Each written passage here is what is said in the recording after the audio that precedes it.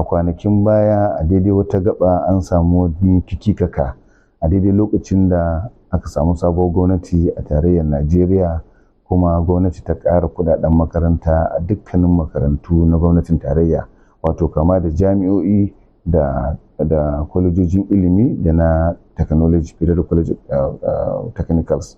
So wannan ya sa mu nan a jihar Kano, Bayero University Kano da take nan garin take dauke da mafi yawancin ɗaliban, muna ɗalibai sama da 20,000 akalla a kiyasi na jami'ar, wanda kuma a wannan lokaci an samu kusan mutum 7,000 sun kasa biyan kuɗin makaranta saboda matsin tattalin arziki da ake fama da shi. Maka jami'a ta sa lokaci ta rufe ta buɗe har sau 3, ta sa na ƙarshe wanda duk bai iya biyan wannan kuɗin cigaba da makaranta ba to za a zamanto an kore shi. Mai girma gwamna Alhaji Abba Kabir Yusuf, saboda zurfin tunaninsa da tausayin talakawa da hangen nesa, ya ga wannan asara, gagarumin asara, bai kyauta a bari 'ya'yan jihar Kano suna karatunsu matasa a fanni daban-daban, mata da maza, ya katse ba. Don haka ya yi yunƙuri, ya yi azama, ya ba mu umarni maza mu je a yi magana da Jami'ar Bayero ta kawo ƙididdiga ɗaliban jihar Kano su kimanin 7,000 da wani abu a wannan lokaci, kuma ba ta da ɓata lokaci ba. Mai girma gwamna Alhaji Abba Kabir Yusuf ya biya wannan kuɗi kai tsaye, kuma ɗaliban nan duka yanzu suna nan suna makaranta suna karatunsu.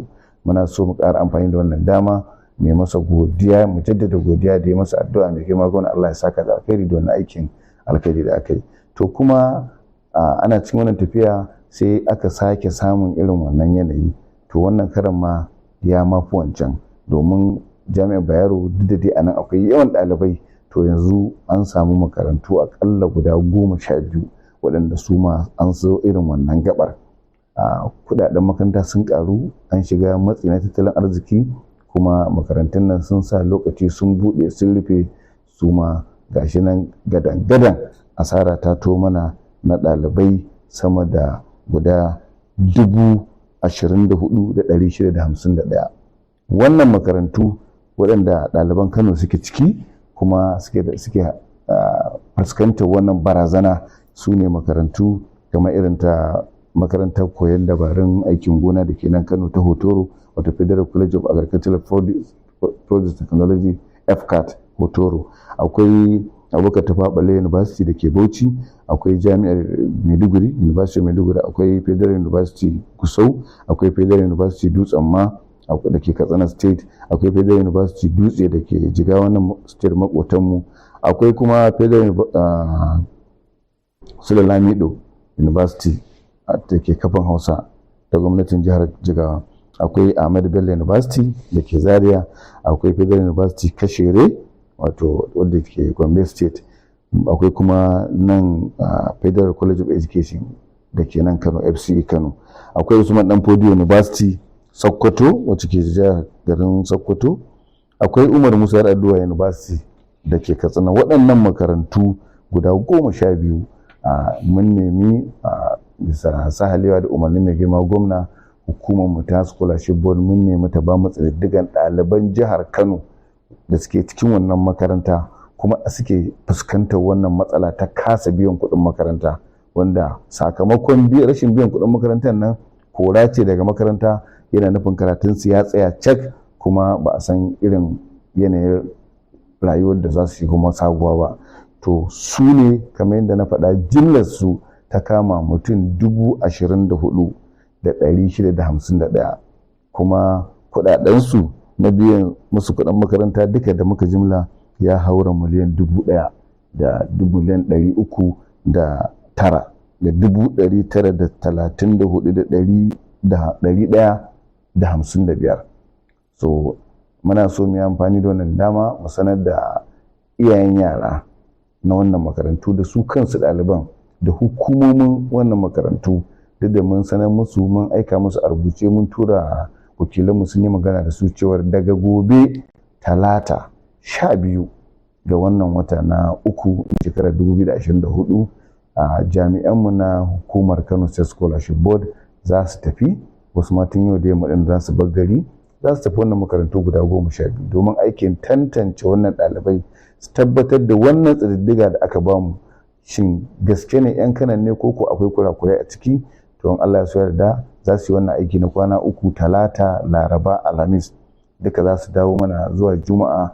Za mu tabbatar da cikakken lissafin ɗaliban da jihar Kano da suke a wannan makarantu guda 12 suke da irin wannan matsaloli, kuma za mu miƙa mai girma gwamna domin ɗaukar matakin da ya dace cikin gaggawa.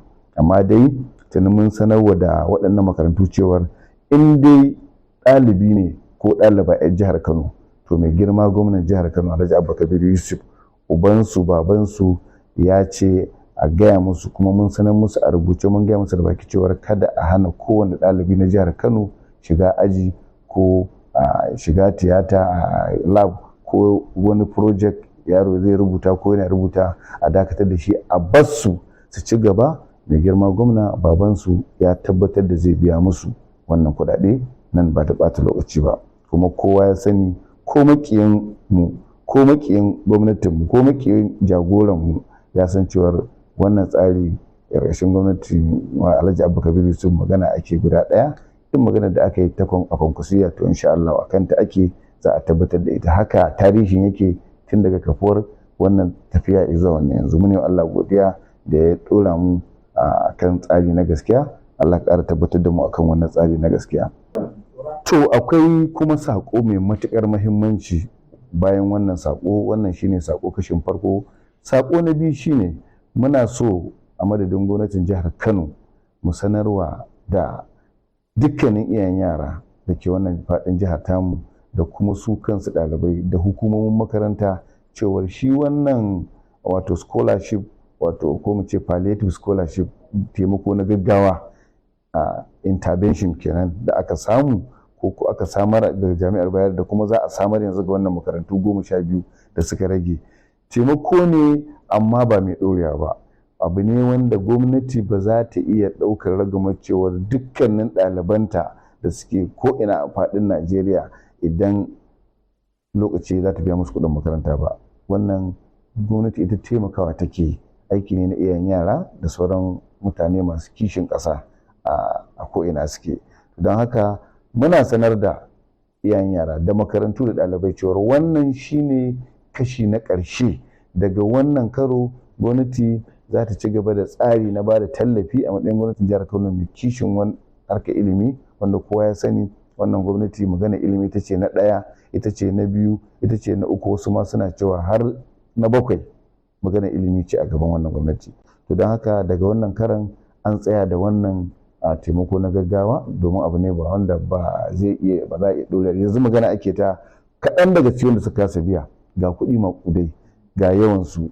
To idan kuma aka ce an zo juya karatu ta gaba, kowa ya saki hannunsa ya ce ba zai biya, gwamnati ta biya musu, abu ne wanda ba zai iya ba. Saboda haka muna sanar da ɗalibai da hukumomin makaranta da al'ummar jihar Kano cewar wannan babu shakka gwamnati ta yi matuƙar ƙoƙari. Ba a taɓa samun yanayi irin wannan da ƙoƙari irin wannan ba. Allah ya saka da alkhairi, Allah ya ƙara mai girma lafiya, gwamna lafiya da ƙwarin gwiwa a ci gaba da aikace-aikacen alkhairi. Allah ya ba da ikon yadda aka fara lafiya a gama lafiya. To insha Allahu daga wannan an gargare wannan, to za a zo hukumar scholarship za ta fara aiki na tantance ɗaliban jihar Kano gabaki ɗayansu a dukkanin makarantu. Muna da ƙididdigan makarantu waɗanda suke da ɗalibanmu a faɗin Najeriya akalla guda 93 yanzu. Su za mu je mu fitar da tsari, mu ga ya za a yi a san suwaye a ina suke, wanda irin karatu suke yi, kuma a ɗora su akan scholarship, wato biya da tallafi wanda aka saba yi na shekaru. Muna fatan Allah ya kawo mana sauƙi, Allah ya inganta al'amuran wannan gwamnati tamu, Allah ya taimaki jihar Kano da Kanawa da Najeriya baki ɗaya. Assalamu alaikum warahmatullahi ta'ala wabarakatuh.